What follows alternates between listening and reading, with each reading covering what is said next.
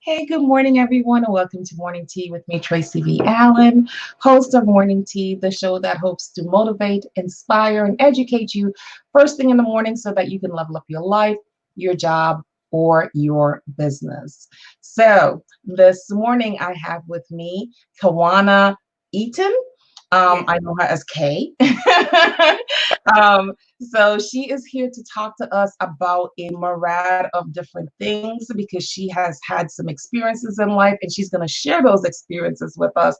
Everything from being in the military to changing jobs to starting businesses, closing them and restarting them again, and now teaching people how to do it themselves. So go ahead and introduce yourself to the audience. Like Tracy was saying, my name is Keiwana Eaton. She knows me by Kay. I am the owner of Color Me Bash Boutique, as well as the creator of Your Boutique Online. I have done a lot of different things. I am just an entrepreneur by spirit.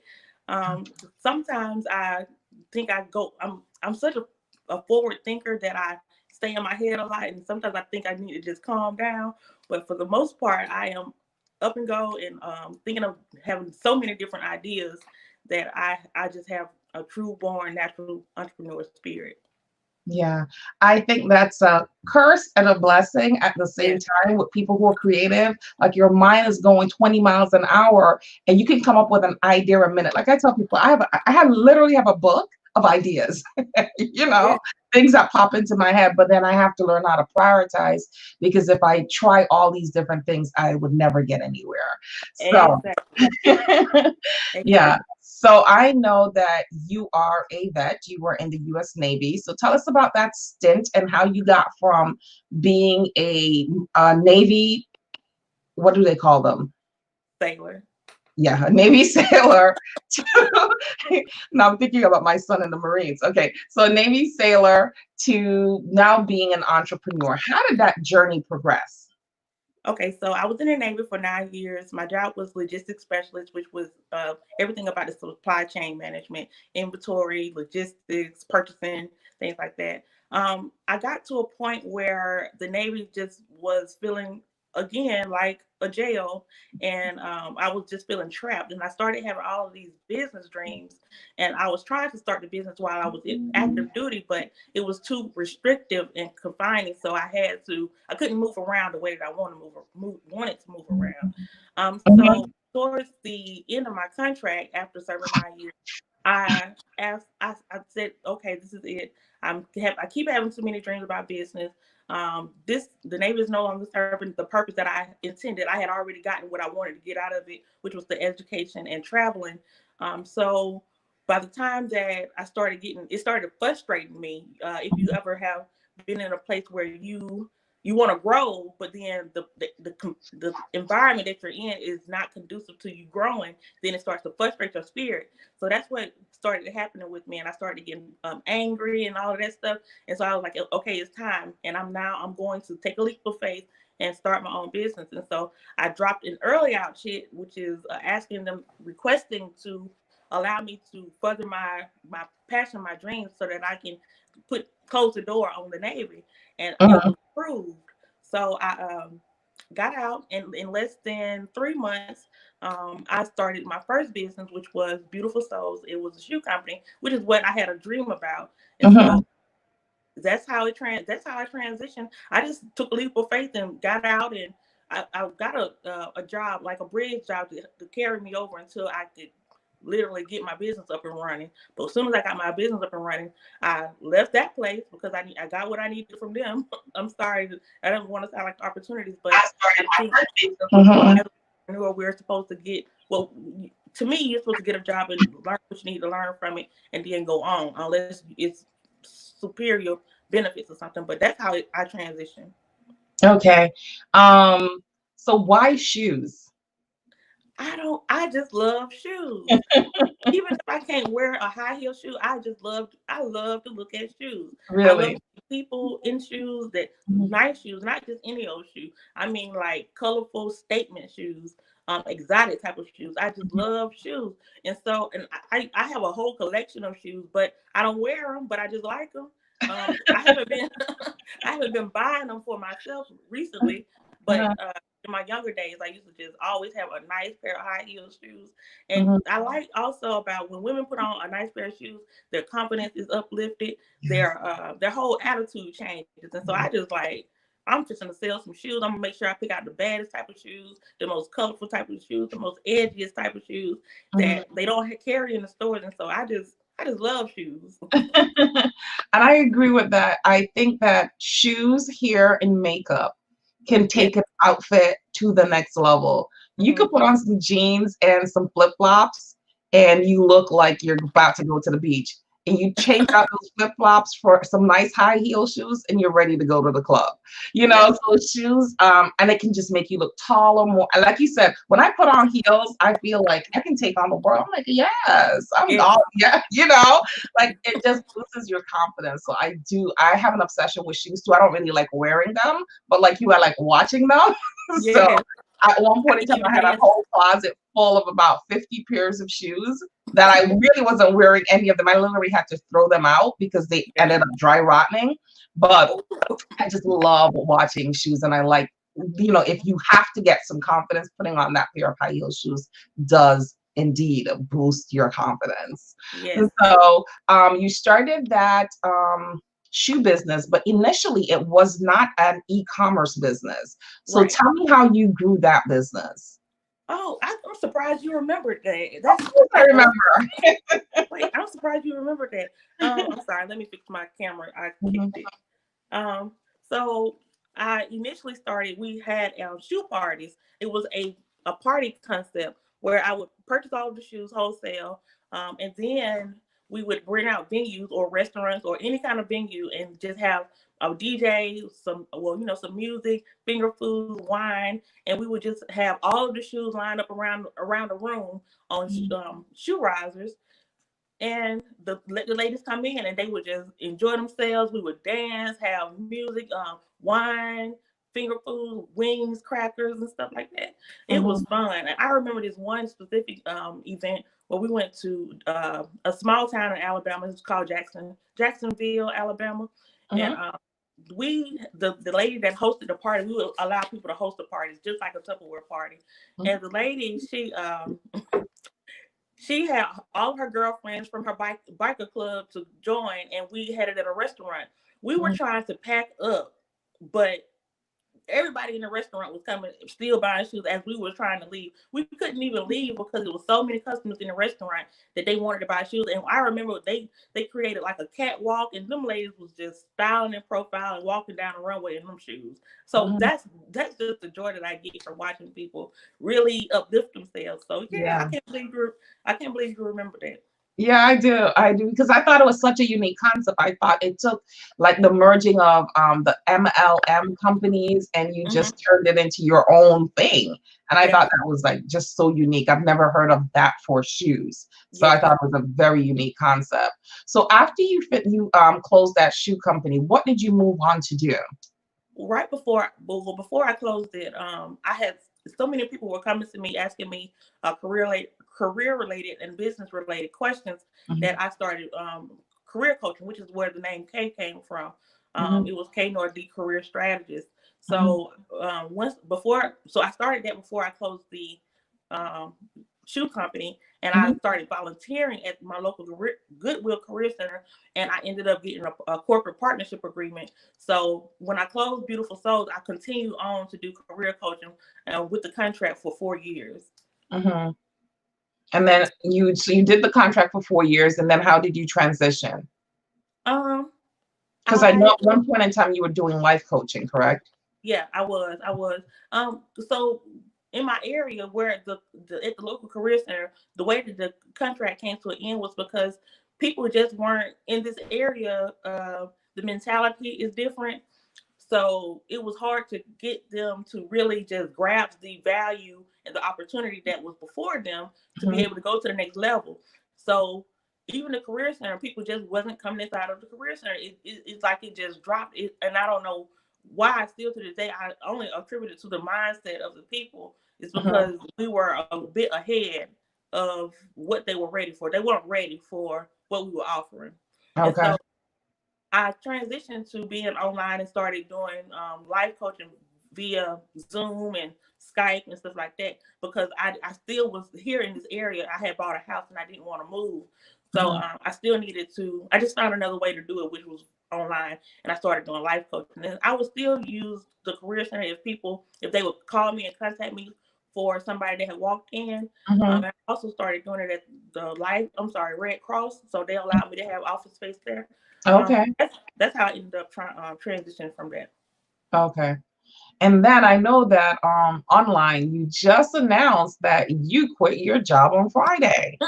So tell us about that. So I this is me growing and also getting to know myself more. I realized that I am an entrepreneur at heart. I have a whole entrepreneur spirit. No job will be fulfilling for me if I cannot be the entrepreneur. If I cannot be a boss of my own stuff, I will not be fulfilled by somebody else's job. So once I was working, and it was a good job, an easy job. It wasn't hard, but What it were was you doing? restrictive. Huh? What type of job? HR. Okay. So it was restrictive in me exchanging my time. I can't exchange my time for money because as an entrepreneur, we need our time to delegate, to allocate to certain things that we want to do. And if an opportunity comes up during the time that I'm at work and I miss that opportunity because I have to be at work, then I'm upset. I'm mad. And that's what happened on that Friday. I had a business opportunity and I couldn't go because I couldn't get to this meeting, and I really wanted to, but someone called out of work, and I had no one to cover my desk. So I was like, okay, you know what? This is a problem. This is a major problem for me because I really wanted that opportunity, and I missed that opportunity because I had to be stuck sitting 8 hours at a desk, and I couldn't leave, and it was just feeling very confined. I felt very trapped and very I don't know, for the lack of a better word, I just felt like I was in jail, and I didn't have no freedom, and I need my freedom. I take pride in freedom. So that's what happened. Okay. So you quit the job, and now before you even quit the job, you were already rebuilding your shoe business. So what is the new shoe business called? Color Me Bad Shoe Teeth. Color Me Bad. Okay. Go ahead. Go Okay, we want to specialize in colorful shoes, not just any old black or brown shoe that we always see in the stores. I want to have edgy type of shoes, statement pieces that you could just dress plain, but your shoe makes all the noise. So that's what we specialize in. Oh, that's cool. I know that I'm a creature of habit, so I tend to buy a lot of black and brown shoes, black, brown, and tan, because I'm just like, I don't have anything to wear with these colorful shoes, but I love seeing them, but I'm just like, I don't have anything to wear with them. So, what are you doing differently this time around to what you did initially when you first started your shoe business? Well, okay, so this time around, the first time around, I was fearful of being in the forefront. I wanted to stay behind the scenes. So I brought in 2 family members to help me, but that ended up turning sour. So number one lesson that I learned from the first time was to be very wise and very strategic or cautious about who I allowed to help me. That was one lesson. The second lesson that I learned that I'm doing differently this time was that I need to be the face of my own brand. And I have to come to the forefront. I can't just stay behind the scenes. I'm doing that differently. The third thing I'm doing differently is instead of working with wholesalers or third-party vendors, like a lot of people are doing today, I work directly with brands. I locate the brands instead of going through the middleman. So I cut the middleman out. Instead So of you're doing able to offer the shoe at a more affordable price because you don't have that third party reduce vendor. and reduce my own price too. And I'm not doing the shoe party concept this time because of COVID and because it was a lot of work hauling. If I'm buying 20 different styles and each style comes in either 12 size, a 12 pack run, or an 18-pack run, then I have to get a truck to load all of that, or a trailer to load all of that, take it to my destination, unload all of that, set it all up, and then load it back up once everybody buys their shoes, because I still probably have a lot left. It was just a lot of work. So this time I'm working smarter, not harder. Oh, okay. You said something I want to piggyback on. You said when you initially started your first shoe business, you did not want to be in the forefront. Let's talk about that, because that's what I find, even with myself at one point in time in my business. And I was literally talking to a friend of mine about that yesterday. I said, you know how further I could have been in my business had I wanted to step out in the front and not felt like I needed to play second fiddle or stand behind something and there had to be something in front of me. So what was your reasoning for not wanting to step out in the front? I know what mine was, but I want to hear what your reasoning were. The real reason was because I didn't think anybody would support me. That's the real deal. Another reason was because I was so used to being doing the work, being the builder, that I didn't want to be. I didn't feel like I could be the builder and be the seller at the same time. But my ultimate reason was because I didn't think nobody would support me, and I didn't think that I didn't believe enough in myself. Sometimes, and I still kind of struggle with this. People on the outside believe in me more so than I sometimes believe in myself. So those were the reasons that I felt like I needed to stay in the background. So how did you work on that? Because that doesn't just go away overnight. That feeling of you needing to work in the background, nobody's going to support you. You can't put yourself out there being the face and the brand of the business and the person who's selling the products in the business. How did you get past that point? Because I know that if I suffered with it, I'm pretty confident. And I know you're pretty confident. You could imagine the amount of entrepreneurs listening to this right now, or even just people in their careers who can't move up to the next level because they feel that way, that they're supposed to play the supporting role and not the main character. What I was scared. Honestly, I was scared, but I did it scared. I just did it. There was nothing. There was no other way for me to ease into it. I just did it. I just did it. I think also too is I'm a part of a great group. It's called the Collective Movement, and it's so important, so empowering, and I can't think of the word. It's so empowering that you just, and uplifting and motivating, and it's a lot of ambitious people inside of the group that you just, once you get the nerve that was there, they are, once you get around the people that force you to level up, then you just do it. That's my only suggestion is just do it. Just do it. Just do it. Do it scared. Yeah. Yeah. So I know that in your bio you talked a lot, because I like to take things from the bio to talk about here. So this episode is called Freedom, Family, and Integrity. So we talked about freedom because we talked about the fact that you felt imprisoned in your job and you just had this entrepreneur spirit, and you know that you need to own your own time. So that's, how does family and integrity fit into everything that you're doing? It gives, okay, so I have 4 nephews. I don't have any biological kids, but I have 4 nephews that that look up to me as a mother figure in their life. And my sister is there, but they look up to me too as a mother figure. And so I couldn't see. That's part of the reason why I moved back home once I got out of the Navy too, is because I was also I would be daydreaming about seeing my nephews running around in my yard playing and stuff, and giving them a different type of view of life and perspective so that they can have a growth mentality instead of a fixed mentality. I needed to be able to be present, and I wanted to do that. And so even with working at somebody's job, a 9 to 5 or 8 to 5, it would, once, like, I could only see them on the weekends, and the weekends are so short when you work in long hours at a job that you only want to be by yourself on the weekends. That's true. So I needed that freedom too, just so that I can be around my family and see them, and let my nephews see some entrepreneurial stuff, because the way COVID is doing with schools, and I don't want to stray too far off, but I'm kind of leery about them going back into the public school system or even any kind of school system, because I'm afraid of them, the risk is there, you know.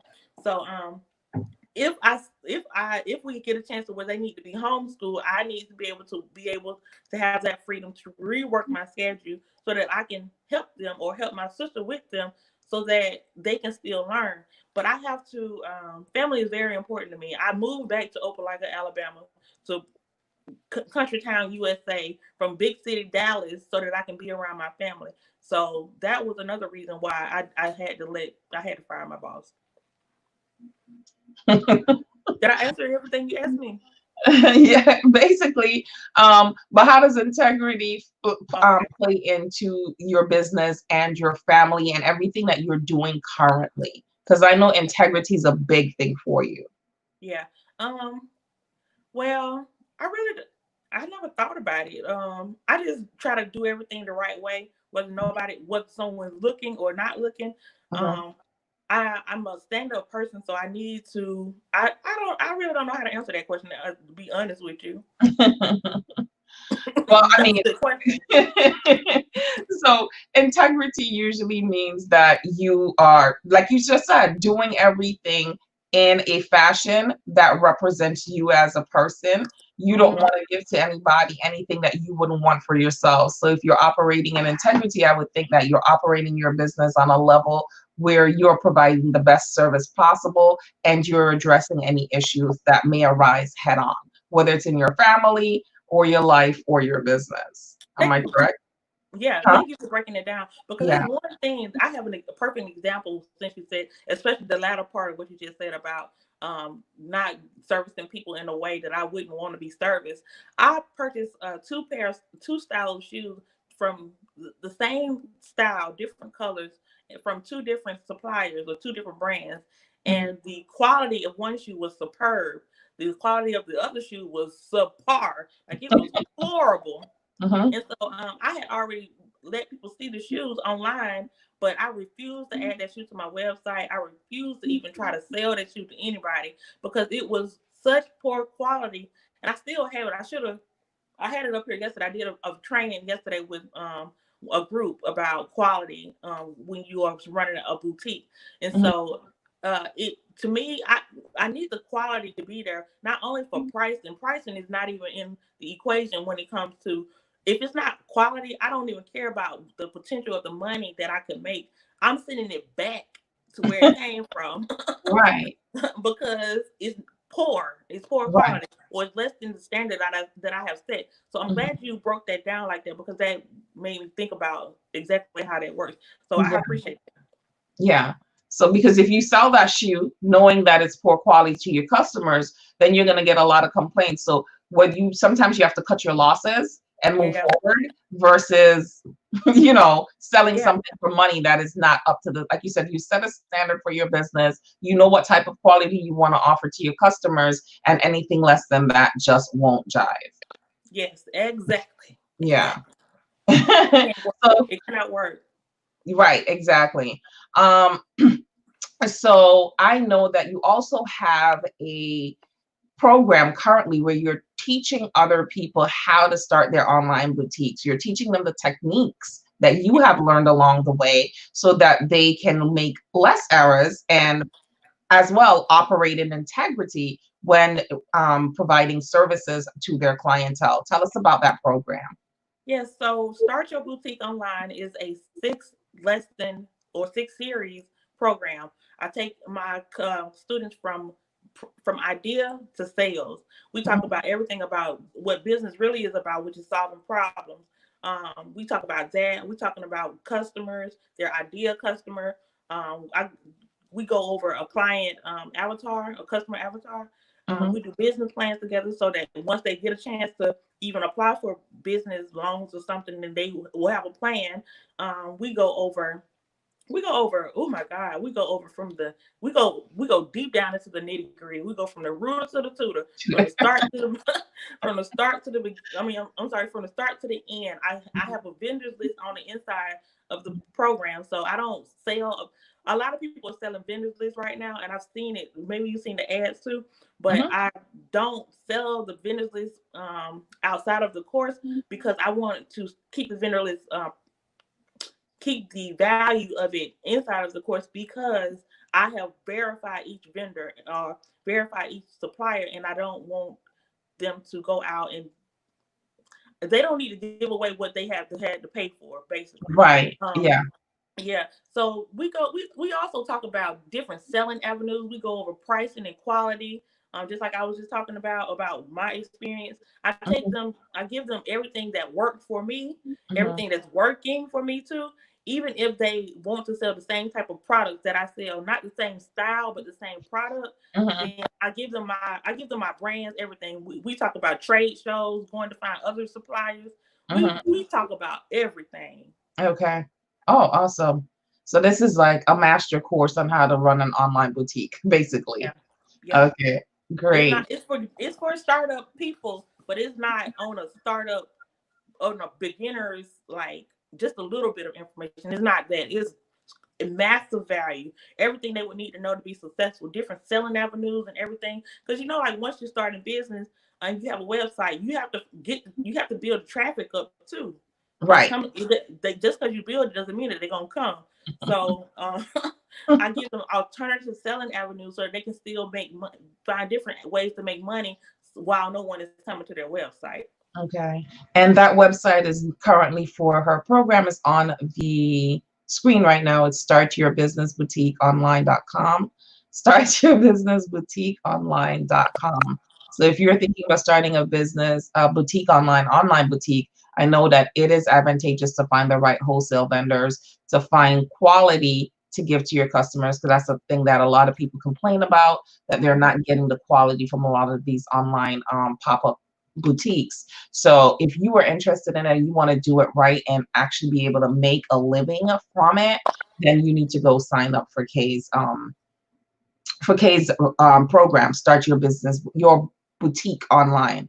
So, Kay, if you had to leave our audience with 3 takeaways, best practices for living your life, or the one thing we didn't talk about before we get into that was burnout. I know that's one of the things that we've discussed, on our own. How do you prevent burnout? Because I know you've been at that point where you've been burnt out. I think we've all been at the point where have been we just had enough, right? Mhm. What are your tips for preventing burnout? Okay. Let me tell everybody that if they enroll, today's the last day to enroll in the course at a discount. I was celebrating my financial freedom from my job from firing my boss, and I'm offering 20% off of off of the price of the program. I'm Mhm. sorry, I just wanted to interject that right quick because Yes. today's the last day for it. If you add the discount code freedom 20 inside of the checkout page, then Mhm. the course will be less than $100. So you're getting a lot of massive value for less than $100. So go there. To answer the question that we're currently on, I like entrepreneurs. Once I have a lot of ideas in my mind, I am a drive it hard, leave it all on the field kind of person. I work until everything is done, until I get it all out of my mind. I go very hard at what I want. So one way for me, Tracy, let me make sure that tell me the end of the question again. I don't want to mess it up. Oh, how to prevent burnout. How do you prevent burnout? Oh, okay. So one for me, I need very good time management. That's number one for me. Because I need to because I like to go hard and I will stay in my office and keep working until I've got every idea out, mapped everything out down. But I need a stopping point, which is hard for me. So I have to set a timer to say this is how long I'm going to be in my office, and this is when I'm going to leave. Because if not, I will stay in this office day and night, only have a snack.